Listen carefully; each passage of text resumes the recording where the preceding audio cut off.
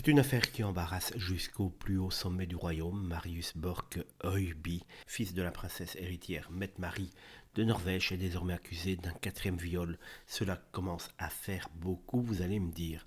Une nouvelle plainte qui vient s'ajouter à un dossier déjà explosif. Et dans l'ombre, une famille royale qui semble vouloir tout faire pour contenir l'incendie, quelles que soient les conséquences, il faut éviter le scandale. Déjà visé par trois accusations, dont l'une de la célèbre animatrice norvégienne Lini Meister, Marius Borch Høiby est au cœur d'une spirale judiciaire dramatique. En novembre dernier, il avait été placé en détention provisoire pour des soupçons de viol sur une personne inconsciente. Son téléphone truffé de vidéos compromettantes selon les enquêteurs.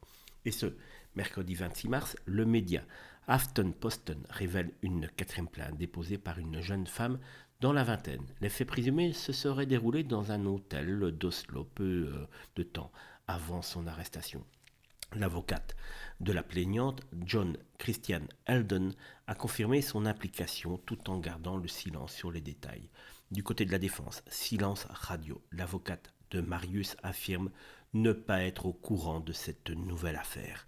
Mais ce qui choque le plus l'opinion norvégienne, c'est moins le silence du principal intéressé que l'attitude de la maison royale. Depuis le début de l'affaire, le palais tente de garder profil bas, multipliant les non-dits, les absences dans les médias et les démentis polis.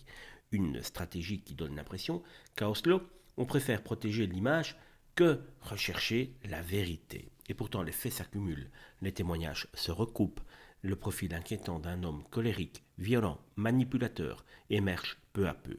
Pendant ce temps, le procès est prévu pour l'été 2025 dans un climat glacial. La Norvège se demande jusqu'où ira ce scandale et surtout jusqu'où la monarchie norvégienne est prête pour aller le contenir, ce fameux scandale. Et oui, ce n'est pas la première fois que les grands de ce monde sont un petit peu mis à l'écart de notre justice, à nous, les gens, les fourmis du peuple.